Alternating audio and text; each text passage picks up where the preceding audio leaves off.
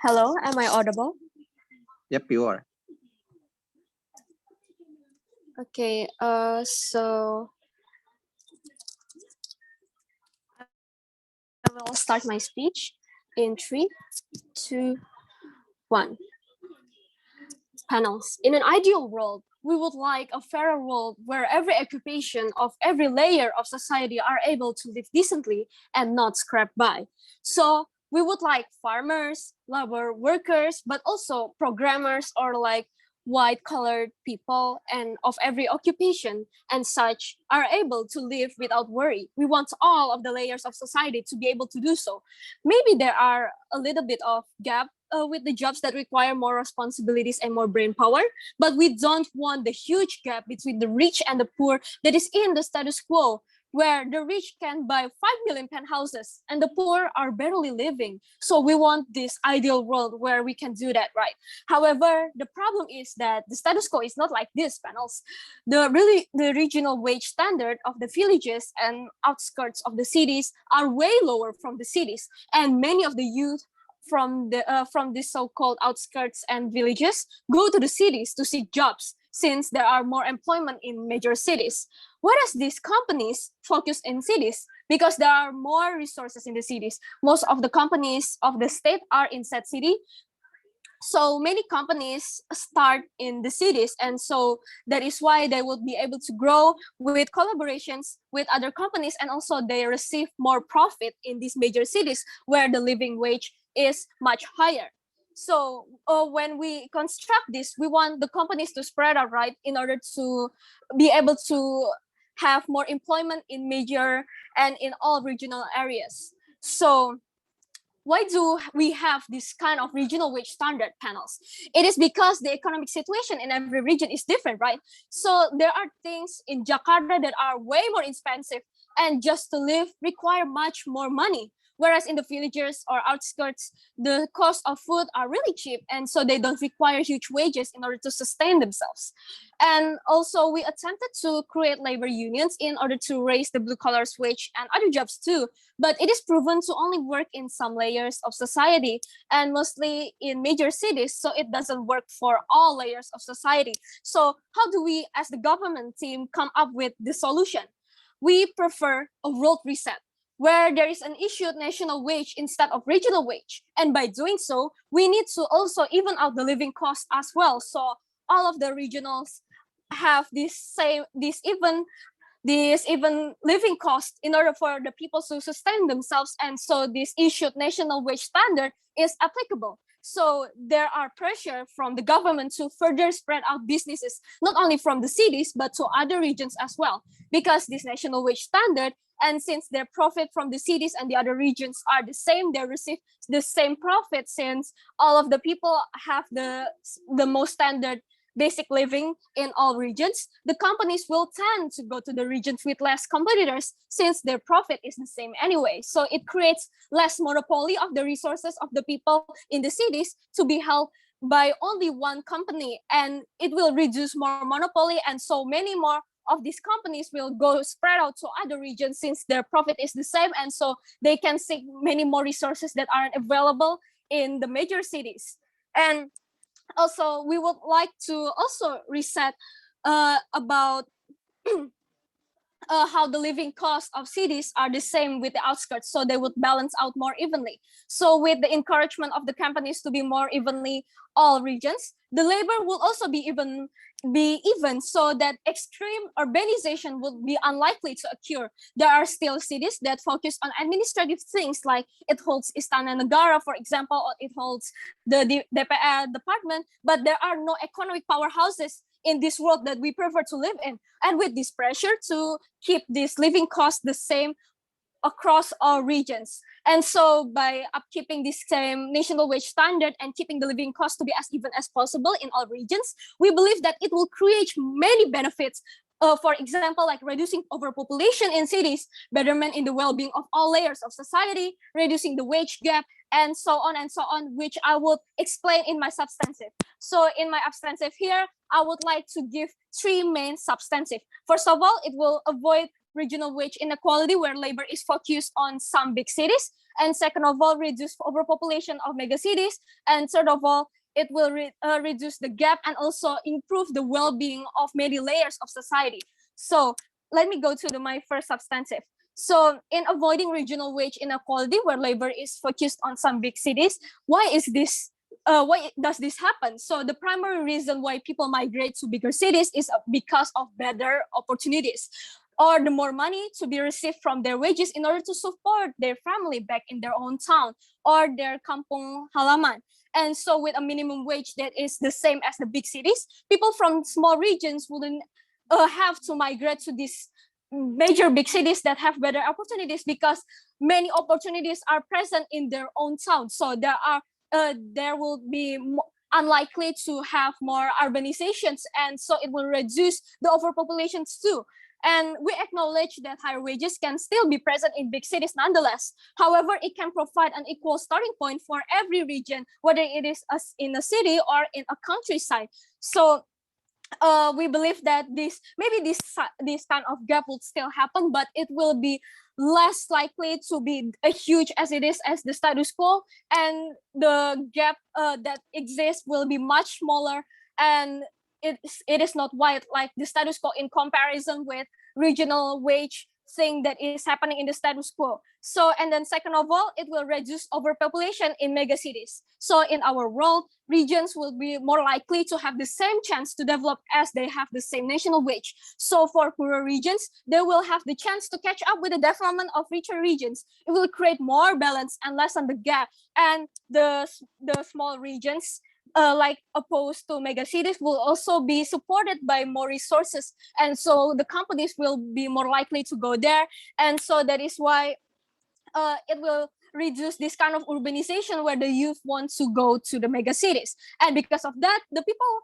will see that each regions will provide similar chances, and the people won't need to go to the big cities to have more opportunities. And by that regulation, it will be one of the solutions to reduce overpopulation in megacities and spread the worker in a more balanced manner. And then third of all, it will reduce the wage gap between two same jobs in the different regions, and also it will create a better well-being for the people. So let me give you a scenario here. The accountant in the city and accountant in the countryside have really big gaps on them. So you do the same exact job with the same skill set, but one area can provide better wages. So this is what we want to avoid. And when I say it will provide well-being, why? Because the poorer person in the lower stage of this kind of society, if they have more opportunity to rise, and the gap between the poor and the rich won't be so pronounced as it is, and so there will be less monopoly, so there will be less capitalization on people, since there are many businesses starting in the countryside as well, and not only in the big cities. And also resources are better given out to the people, and also the people that are living in the countryside will be able to live better things, and they are more able to gain more opportunities in that way. And even if they have this kind of opportunity, they are able to make living that are decent and are good, and not be as poor as the status quo. So in comparison, our side of the house are better in all aspects of things, and that is why we are proud to propose. I thank the Prime Minister for the speech. To open the case for side opposition, I call upon the leader of opposition here.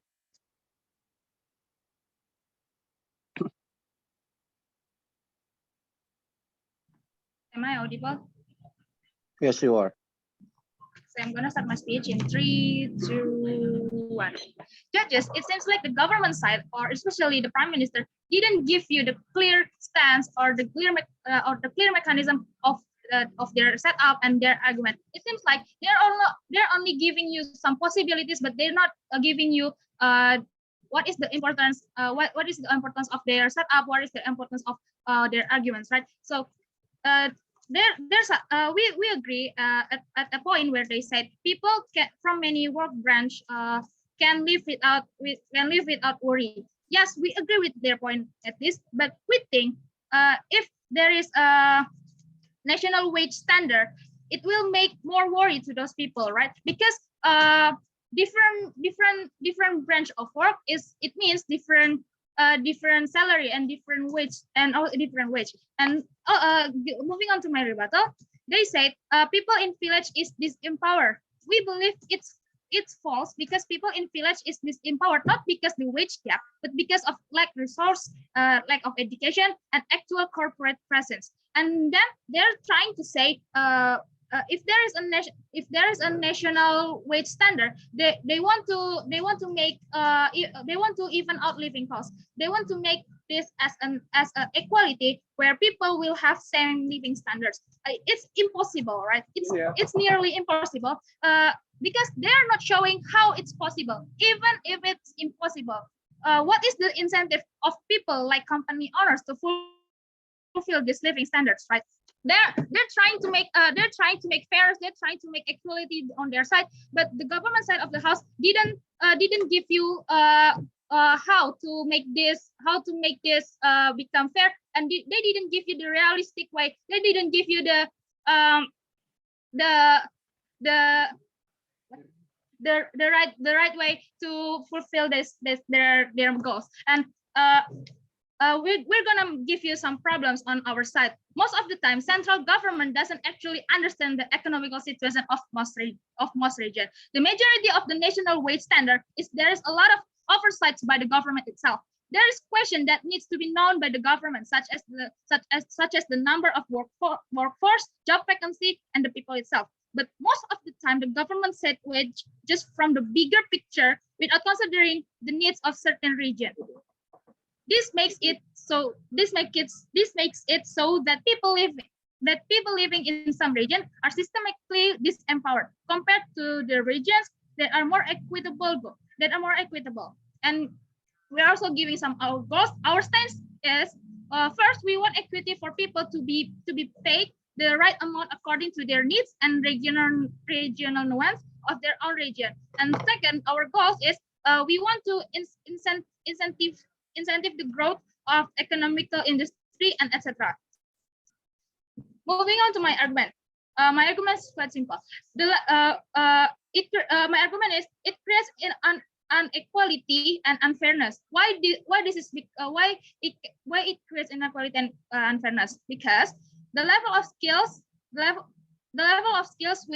is different within region. This makes unfairness because first, the people who has adequate education will be paid. But on the other side, which is second, the people who didn't have the adequate education, who didn't have the adequate resource, will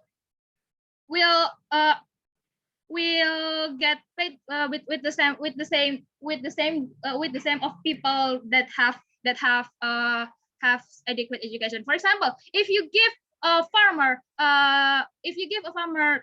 a national wage standard with the programmer in the city, it will make unfairness, right? Because the programmer will think that if their wage is same with the farmer, then what is the point of their work, of their living, right? And then the programmer also have different resource with the farmer, right? So it will make unfairness, and then there's going to be a gap between people who are skilled and the one who is not, but they're still going to be paid at the same amount.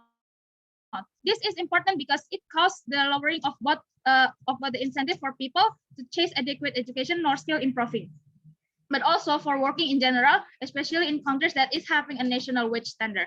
This means that people are less likely to work in industry that they feel doesn't appreciate them enough. This means that they lose incentive for actually learning skills, etc.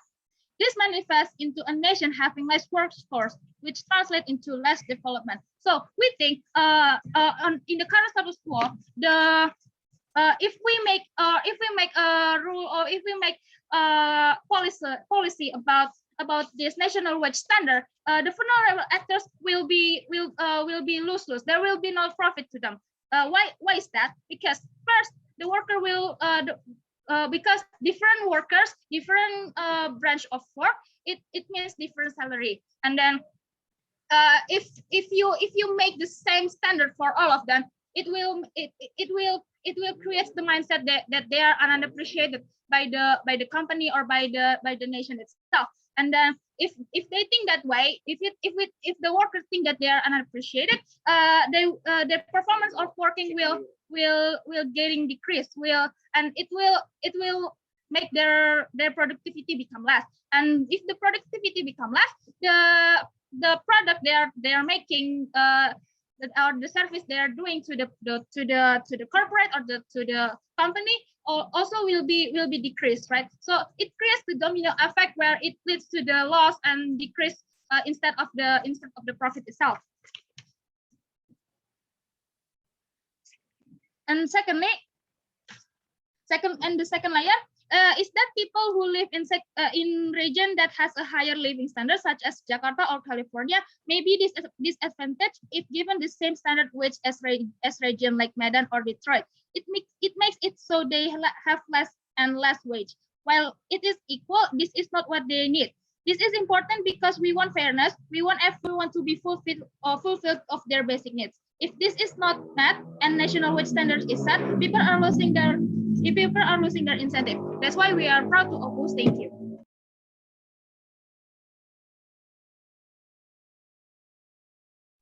I thank the leader of opposition for the speech. To extend the case for side government, I call upon the Deputy Prime Minister.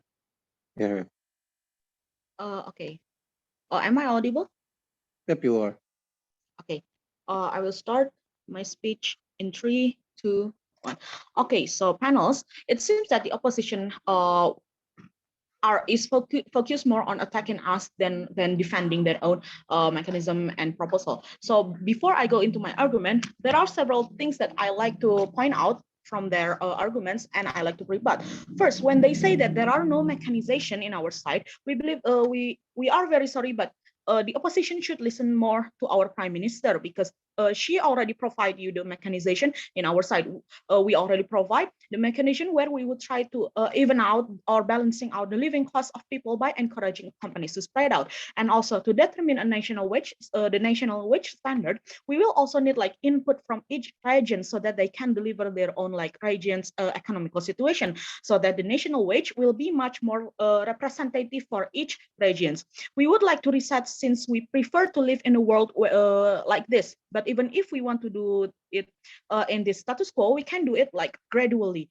That is the cost that we will make, the gradual step by step thing, because we believe that this will give you much more benefit and advantages. And so when the opposition side said that there will be like lack of education and resources, we believe that lack of education and resources will boil down to money. If the money that is received per region is equal to like other regions, then this lack of resources can be solved, because the people can now get like the education with their money, they can create business and etc. The point is, in our proposal, it will like encourage the development of like economical capability between for especially the poorer region, in which I will explain more in my argument later. And so the opposition also state that the central government does not understand the needs of certain regions. It also come back to our mechanization, in which that there will be like input from each regions to decide like the national minimum wage. Surely this can please all parties, but there can be like a general consensus into what number can be decided. I'm sorry, Azan, but my voice is still audible, right? Okay, I assume it's still audible. Yes, this one. Okay, Yep, so the opposition it's also 210. said about the unfairness and inequality for the people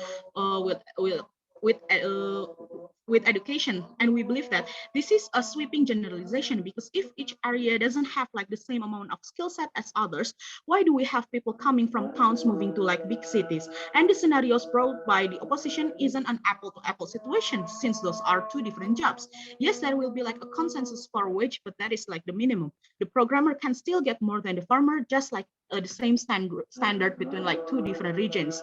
And so also when they say it about how there will be like less development, since the people are discouraged to learn because less appreciation, and thus the productivity will decrease. we believe that people are going to be more motivated on our side because of how there is like less competition for finding jobs and less anxiety. The only amount of anxiety that they need is when they are going to go against like their co-workers. They don't need to compete to go to like big cities to have more opportunities and things like that.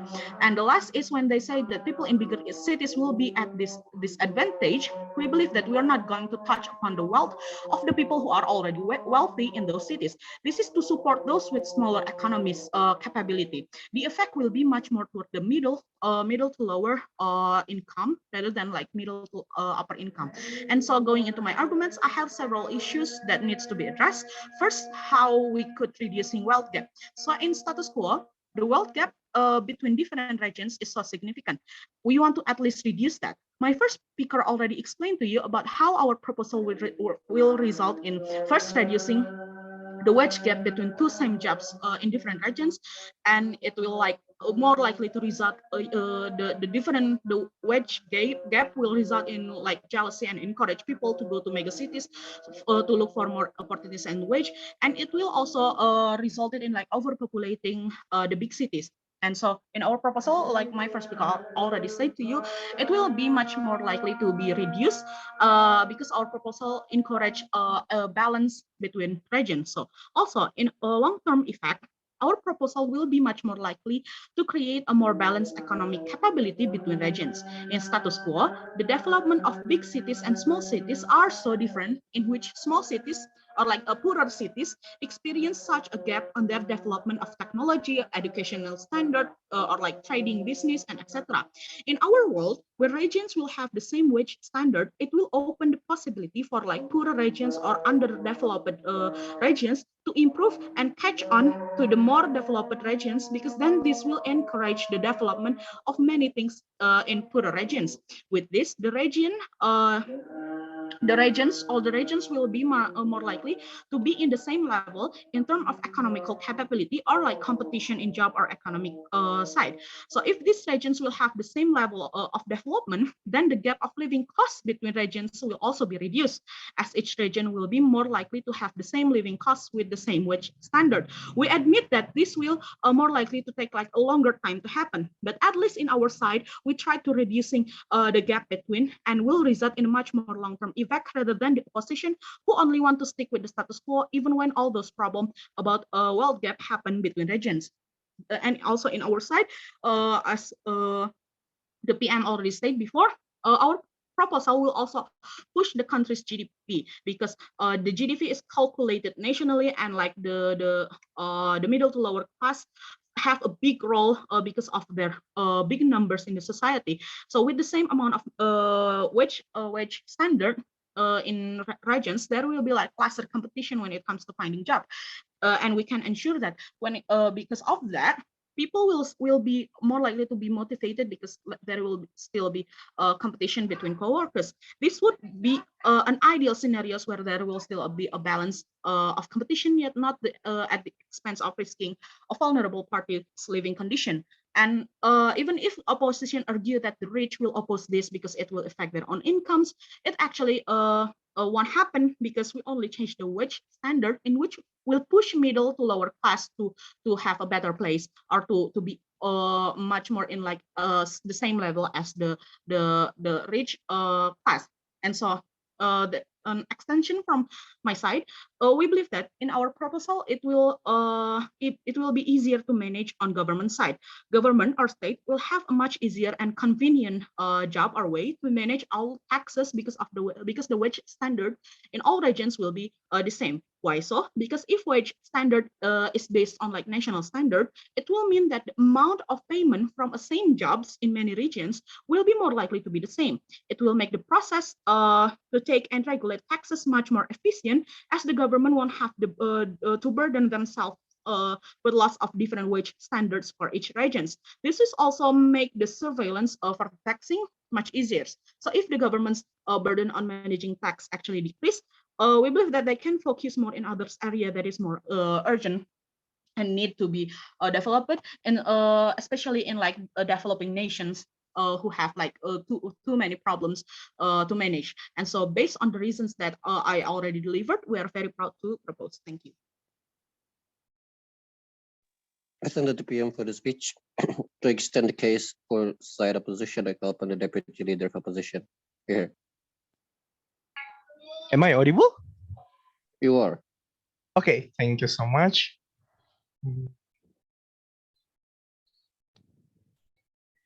Okay, going up to start my speech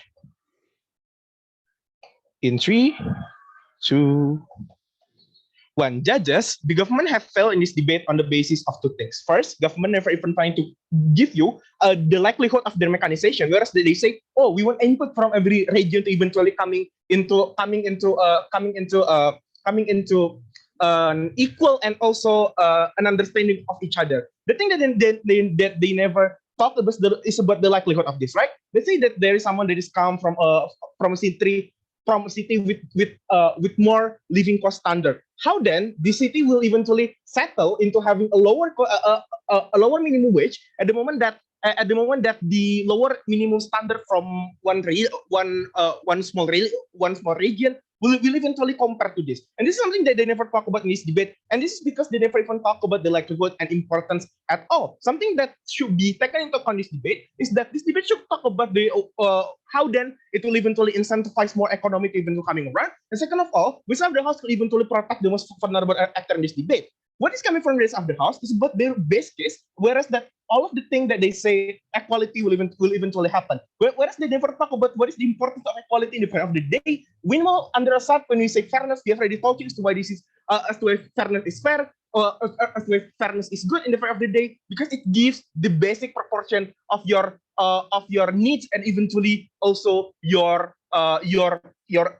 adequacy in the end of the day. And this is something that the government never explained in this debate. But before coming up to my argument, I would like to do some rebuttals towards the opening, towards the government side of the house.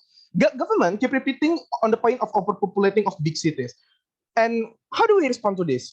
4 layers to this. First, we say no. How come that overpopulating big cities will be eventually worsen under this of the house? Not this as to how then at the moment that the facility, for example, in the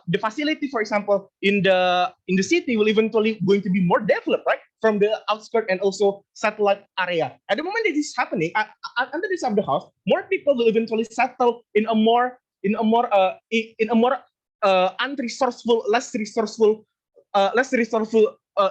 region also, because at the moment that they know that the thing that they wanted to pursue in the very first place, and there is more money, that is inachievable because all of the region have the same kind of money. This will eventually giving you more trigger as to how then the most geographical comfortable place will be the one that they choose.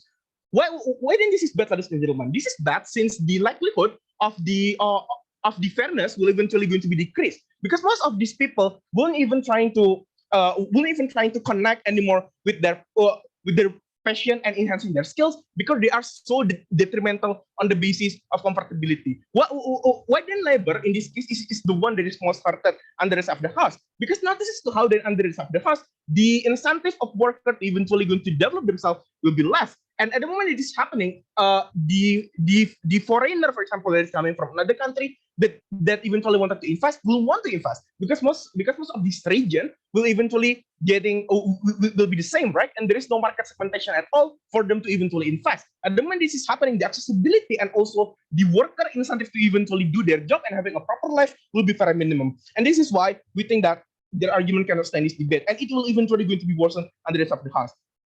Second of all, on the basis of their that they wanted to eventually reduce the gap in the front of the day. We have already called you to why then this is very unlikely, right? Because the gap will still exist under the basis of capitalism. What they will do is that they will eventually going to trigger more inequality, because more people will be feeling unsatisfied by the result of this. Because most of the people that is working 24/7 will eventually wanted to and that sacrifice more things will eventually wanted to have more resource and live every day, because it is a capitalistic country, right? And when this is happening, this will eventually going to be disincentivized for people to actually have a proper education, right? And then when this is happening, the skill set and also the competitiveness of one country is at a questionable brink of question. And then when this is happening, this will be becoming very bad to the economic stuff, right? and that is why the whole argument of this will be fertilized under this of the house. And then defending our case. Why then our case is way more important than theirs? I have two arguments to eventually settle this. First, how then to incentivize economical growth will be exclusive under us of the house. Judges notice what I said before about investment segmentation. This is meaning that company wanted to invest in a country in a region with a lower minimum gap. Right? At the moment this is happening, most of the people that is coming from less background will eventually get more chance to eventually work in a multinational companies because these multinational companies will want the most profit, right? Because they are profit oriented. At the moment that this is happening, this will eventually going to trigger way more equality and also fairness under the house. Why that? Because most of these people that they are not skillful for cooperative, for example, still have the opportunity to eventually going to be incentivized by the company that is wanted to invest in a less developed region. At the moment this is happening, the investment segmentation will be only exclusive under the house.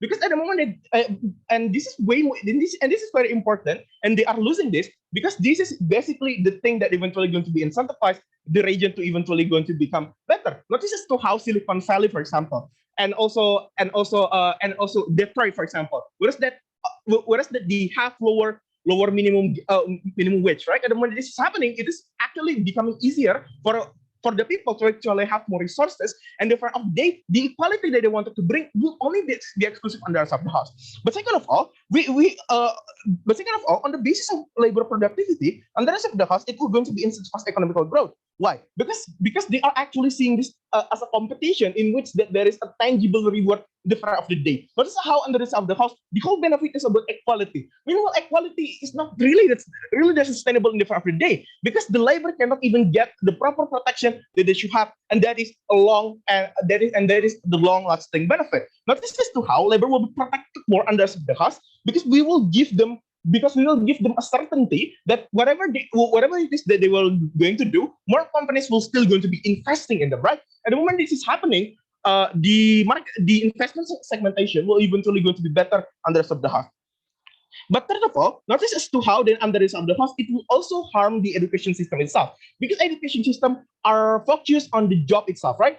And this is why most of the people are saying that, oh, you are in Jakarta right now, yeah, and I have a better life now. And when this is happening, most of these people will eventually going to provide more and better, going to be able to provide more for their family and their own happiness. Because at the end of the day, the education system will eventually incentivize them to eventually learn something, and not only to learn something, but to eventually gather it into a more resourceful and meaningful work in the front of the day. Notice as to how comparatively under the house, the most vulnerable actor in this debate, and that is the labor one, won't be as safe as us.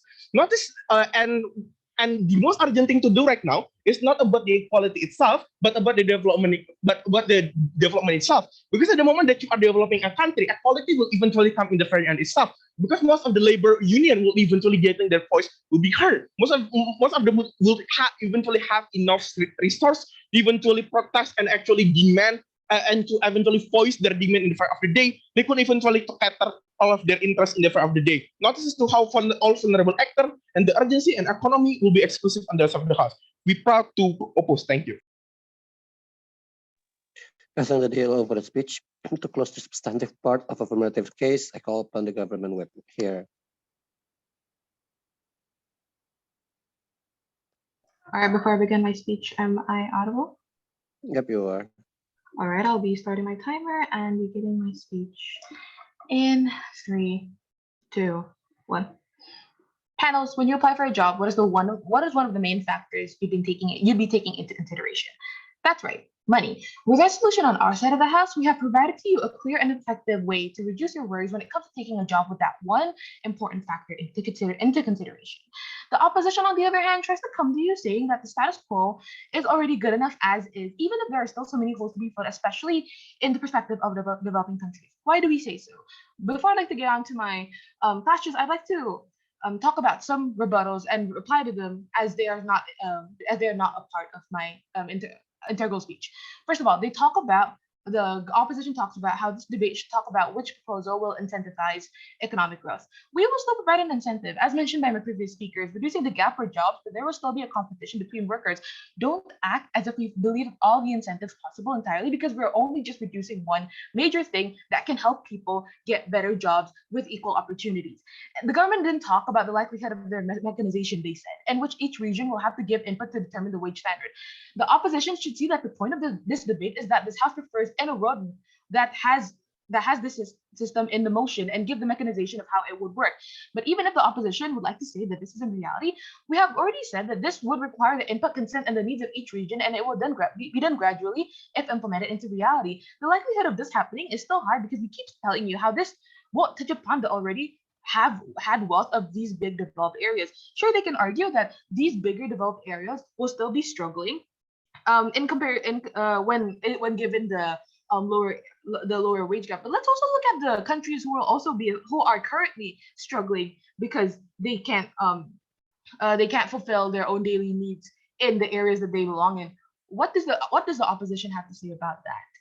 The competition between people in these said high areas will still exist, but they will entirely be affected by the new wage gap, since it's the new minimum. There's not going to be any gigantic unnecessary competition, because there will still be competition in these areas, not to the point of it trampling on another party, which is the people who belong in the middle and lower class.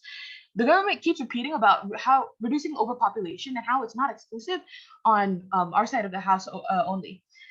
That's what they said, but that's what the opposition said. Even if you buy the bullet on how overpopulation is going to be completely erased, at least on our side, there's still an effect to reducing it in a big city, as it will no longer be the only place for people to search for good opportunities that provide a good amount of wage. If regions have similar level of economic capability, then it will also increase the probability for people to stay in their own home city and work there, because then the opportunities that's provided by all of the regions will be much more similar, and the gap won't be as wide as it is in the status quo. And this isn't something that the opposition has really failed to acknowledge from our case, because even if overpopulation itself isn't necessarily caused by one factor, at least on our side, we've tried to explain and we've tried to give you a picturization on how it will actually work.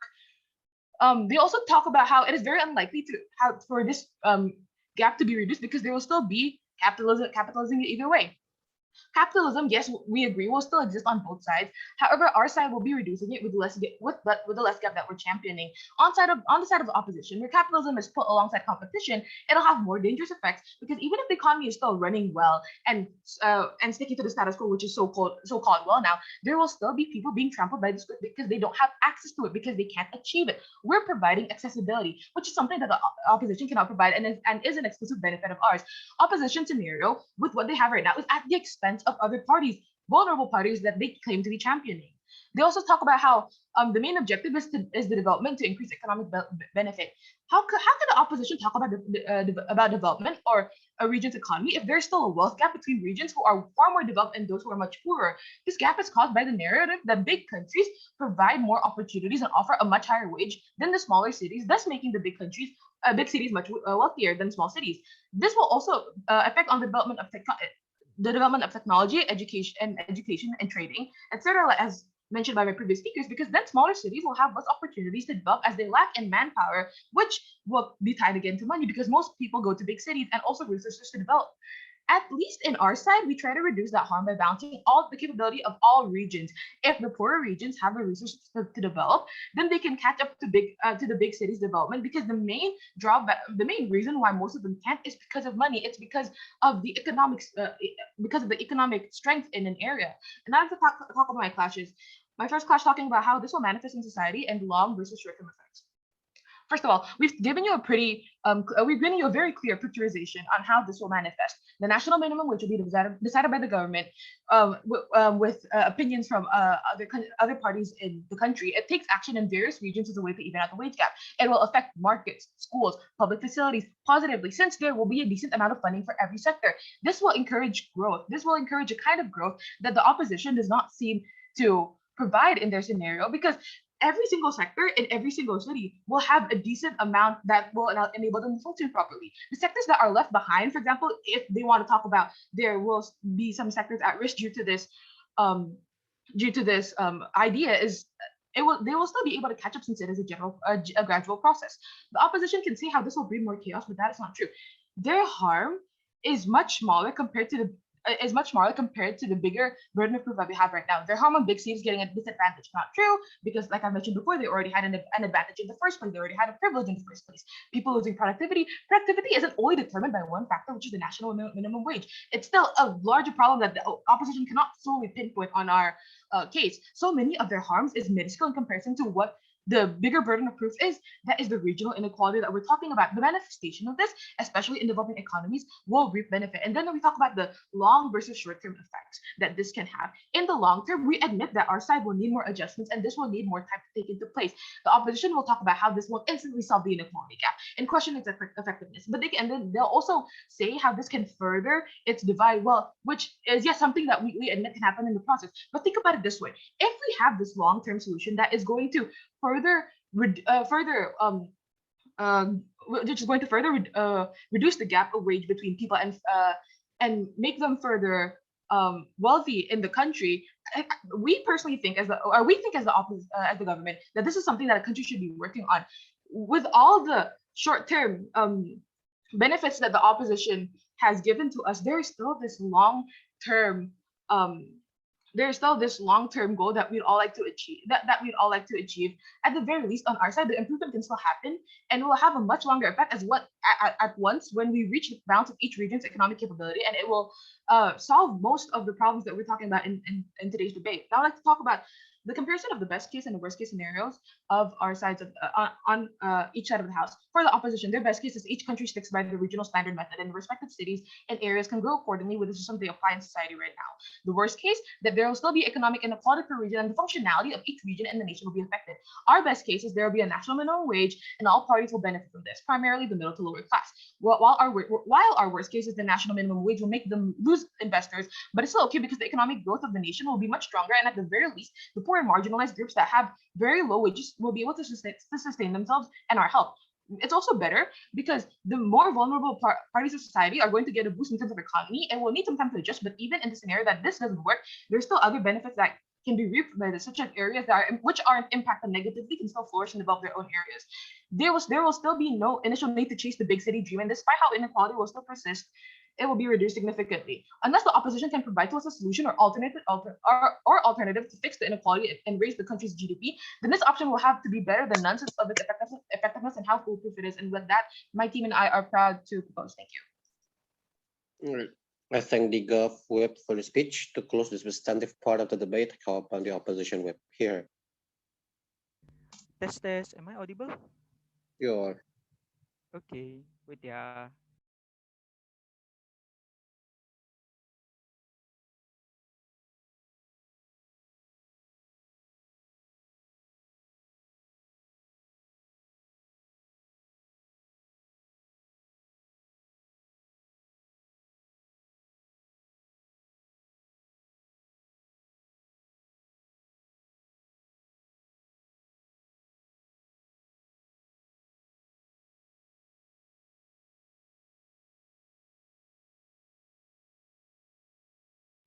Up whip.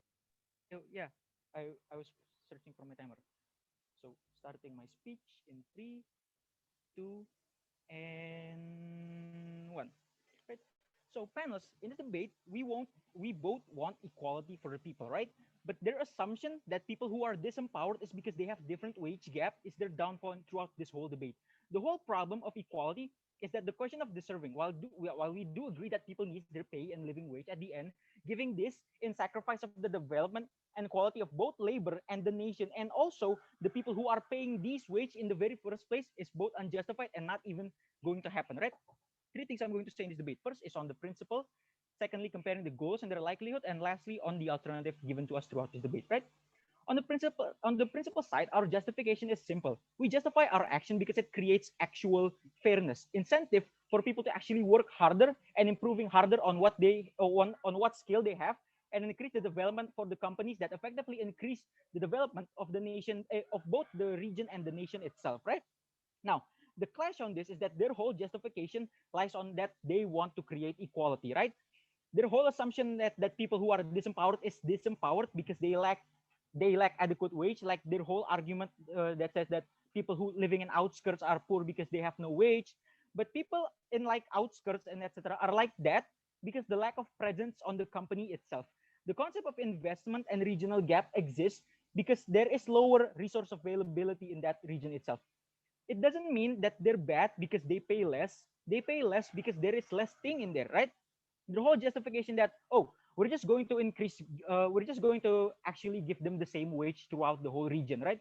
The question then lies on who is going to pay this wage in the very first place, because there is no logical assumption that can actually prove to you how these companies who are profit incentivized to actually create a branch in this region that are, let's say, having less resource. That means that there is actually going to be no form of equality whatsoever, right? When they but first talking about their like whole mechanization, right? When they said that all region is going to be included in the discussion to actually make this national wage standard, this is the exact same thing with us. But on their side, it's more complicated because now they have to discuss it with the central government. We have no idea why they actually stick with this mechanization in the very first place, because it's like because it is literally like what we say, but with one more step, which is actually going to increase the length of bureaucracy needed to actually work on that wage itself, right? Then the question then falls on like the concept of sustainability itself, right? This is like the big clash in terms of justification is even we believe that at the end, the concept of stability and sustainability is going to be better in our side, because at the end, the people who are actually giving you any wage at all can only be incentivized in our side. In their side, if they want to create equal wage, it's not going to come if there is no one going to wage, if there is no one going to pay that wage itself. At the end, the most important actor to think about in talking about wage is the one giving the wage itself, and only our side is considering this actor itself. At the end, the question that stability is at the end, the question of stability only comes in our side, because at the end we are the only one thinking about who is actually giving out the pay. Their side is very let's say short-sighted, to the point where they only care about the equality, right? They sure, I mean, yeah, sure, people are getting equal money, but at the end, how long is this going to last, right? At the end, when you create equal pay, let's say like Indonesia, everyone has like I would say like let's give them 5 million 5 million rupiahs per month. At the end, the companies who are within this region, who has in our side incentive to actually create their company there, and when switching to their side, is definitely going to lose their incentive, because at the end they're forced to actually pay the same amount while actually getting like the lower resource, the lower quality of the workforce itself. This means that at the end, sure, equality is going to happen, but at the end, the equality is that people is going to be paid less and less every year. Sure, I mean, people is going to be equal, but at the end, is equality really that good, considering that people are going to be more harmed in their side? Of course, the answer is that fairness is more important than equality, right? Of course, like at the they also said about like the long-term effect, right? The long-term effect is that they said it's going to improve the capability of people in lower countries. But at the end, the question is, how is the development going to stem? Development doesn't only stop in wage. There is no such thing as development done by giving people more wage, right? Yeah, sure, you get more money, but at the end, where are you going to spend that money itself? In the companies? What companies? They're now disincentivized to make a branch in your country, because now there's going to be more lucrative region, such as in our side, where they are most likely to be called out compared to their side, where, well, it's equality, but at the end they're getting nothing, right? If their whole argument is that they want to make national wage gap that's equal for everyone, the question then falls on the likelihood, because what country has a situation like this?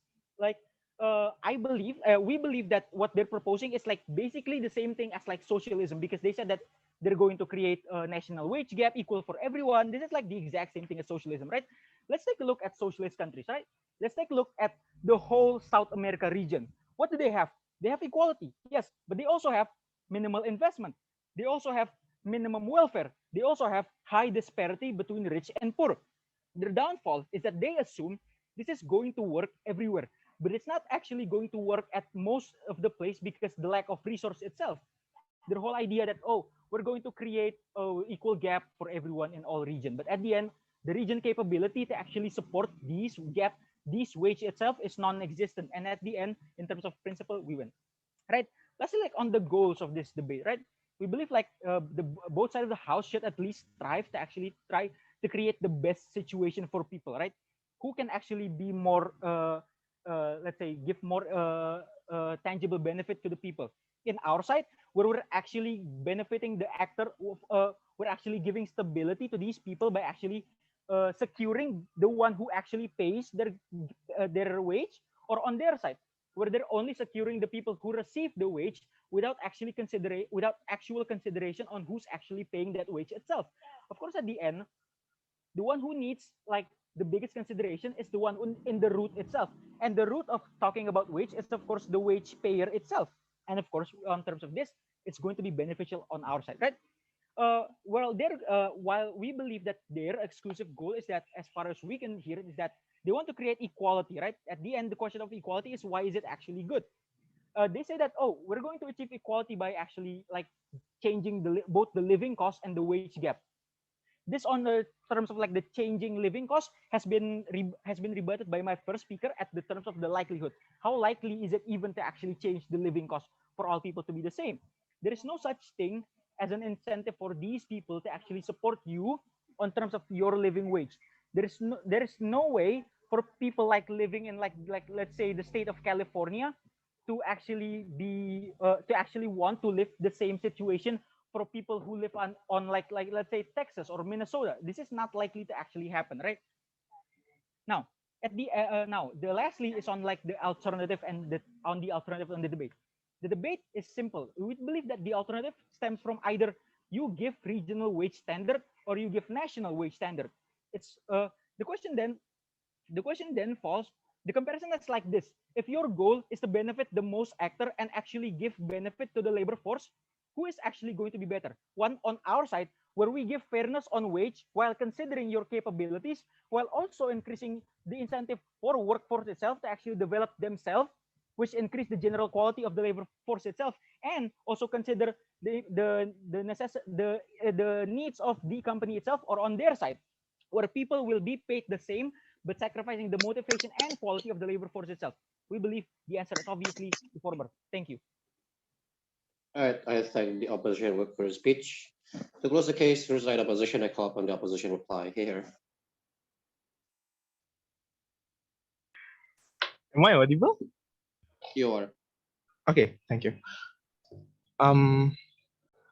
So going to start out my reply speech in 3, 2, 1. Judges, to eventually assess this debate, you should be able to assess it on the basis of 3 things. First, the urgency. Second of all, the justification. And third of all, the comparison. And fourth of all, the likelihood. I'm sorry, I meant to say fourth.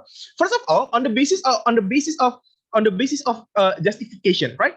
We do believe that under this of the house, the difference we're trying to prove to you as to why then it is justified to eventually make in every region eventually have the same pay. But when we already engage to this and we say that it is quite impossible, because at the moment that this is happening, the bureaucracy and eventually the whole mechanization will eventually won't work. And we have actually told you why then this is justified, because equality is not the top of everything, and what should be measured is the protection and also the protection from the long time, because it is way more tangible, right? And this is why, on the basis of justification, we have proved to you as to why the under Irsyad will be more justified. But second of all, on the basis of on the likelihood itself, we have told you as to why then our side will be more likely to actually achieve both goals, and that is to the vulnerable actors. And the vulnerable actors are the labor itself, but second of all the investor, and third of all the government. We have already told you as to why then it will be profiting labor off, because they will be provided with more sustainability and fairness that will eventually going to incentivize them to eventually work even harder, right? And second of all, on the basis of the investor and company itself, we've already told you as to why then company will want the market segmentation in the front of the day. How then the government responds to this? Government responds to this by saying, oh, but it is unfair in the front of the day to eventually giving people less gap and more people will come to the city. But they never even going to pursue as to why then the importance at all, as to why then this overpopulation will eventually going to be going to be that important metrics in this debate, because what we should talk about is the tangible impact. Because economy is not about, oh, well, we want this to be equal, we want this to be good, but that is exactly why economy is about practicalities in the front of the day. Because economies in the front of the day will eventually, because economy in the front of the day will eventually going to talk about the self-sufficient and also happiness and also overall the quality within the government and also the labor itself as an individual. But third of all, on the basis of urgency, we have already told you as to why then in our side it is more urgent eventually giving more regional rather than national. Because notice as to how at the moment that you are talking about national, you're talking about the simplification within each region interest, and they have failed to eventually say to you as to why then the interest of each actor in this debate will be fulfilled. We have already told you as to how economy works. Is it economy work not only because of your own desire, but eventually going to become as to what is the desire of people who will eventually giving out pay, as to what is the desire of the government as a buffer between labor and also company. At the moment this is happening under a side, it will be very more effective and more likely to achieve the goal. And further of all, you should also see this on the basis of effectivity, right?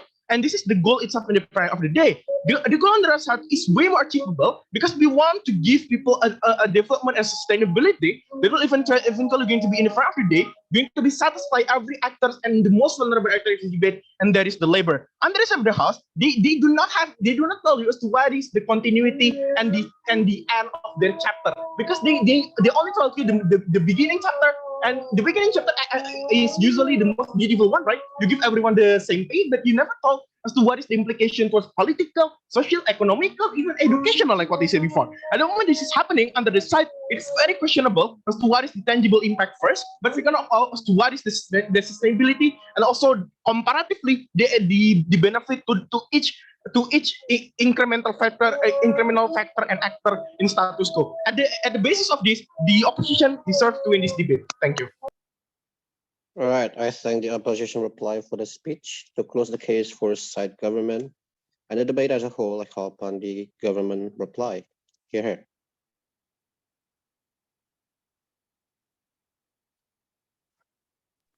Hello, am I audible? Yep, you are. Okay, so I will start my speech in 3, 2, 1. Panels, the opposition have said like, oh, this isn't likely, what country can do this, and etc. However, they have failed to see that this motion entails that this house would prefer to live in this scenario. The purpose of this debate is to see which kind of the world will benefit these citizens the most, the equal wage and living cost, or the different wage according to the region. And if you can't comprehend anything beyond reality, then why debating in the first place? They say that there is 3 factors that is playing in here debate. So first of all, the labor, investor, and government. But we in the government side say that there is also this layer of society and well-being of these actors and how the citizens need within the nation's interest. So our purpose here is for how which one is able to provide its citizens' need, right? So the opposition side aren't able to defend their status quo. The affirmative theme had given how the gap are making people suffer in the status quo, how the marginalized people are working their backs off but still receive such low wages just because of their region. And the opposition doesn't defend and don't give any justification why it is okay to have the status quo of overpopulation in big cities and how it's so cramped and it makes pollution problems and etc. And also they just champion this equality incentive that the people who are born in the rich cities have so much resources to get education and stuff. They champion this because they will suffer because their wages are going to be lowered and etc. And they don't bat an eye about this problem of wage inequality in other regions who lacks the money to get that education and other resources. And they also say that the problem is with the companies aren't there, which is the problem discussed and addressed in the government side too, which I will explain more later. And in comparison, the affirmative team have provided the steps to step by why living in this world with the same national wage standard and even the living costs are much more beneficial and provide chances for the people living outside the big cities. The companies are going to be in the outskirts of the countryside because now the people have the capital to start their own businesses, and the companies would also want to move to other regions with less competitors because their profit is also the same whether they are in the main cities or the other regions or not. And so let's jump to the clashes that happen in this debate. So there are three, right? One, reducing the gap between regions, and second of all, push the economic development, and third of all, which well-being of people are helped in these two scenarios. So let's go to the first. In the opposition side, regions have such wide wealth gap as big cities have more development in comparison to the small regions, who is very much lacking in development because they also lack the resources to catch up with the development of big cities. This gap is pretty much caused by differences of wage standard that resulted into the big cities have much more higher rate of wage and make a narrative where the big cities provide more opportunities to earn money. However, they don't defend this at all, that this kind of wage gap makes the people have this kind of the thing that they want to get to go to search opportunities in the big cities. But we want to change or at least reduce the gap by proposing this motion, because the wage standard is the same for all regions. It will cross the narrative that big cities provide more money. And let's go to the second clash because of lack of time. Push economic development. In the opposition scenario, the people are more inclined to develop and the investors will be more likely to invest. But they just assume without explaining why the people are going to invest in the first place. But in the government side, however, we explain how the economic situation will even out in the regions and the whole economy will be stronger with less monopolization, and in turn develop the economic situation as a whole to be more independent and stronger overall without relying on this kind of investors, but they can now stand on themselves. And also, there's also the possibility of this proposal to be pushed to the majority of the society. And once we help this lower and middle class, the people who come from underdeveloped cities, it will increase their own economical rate. And third of all, the well-being of the people. The opposition side tells that how equality isn't everything, but we in the government said that education can be done better, and that is why we are proud to propose. Right. Thank you, everyone, for the debate. Judges, let's go to the deliberation room 4 just to ensure all ballots are submitted and ensure what the result is. Thank you, guys.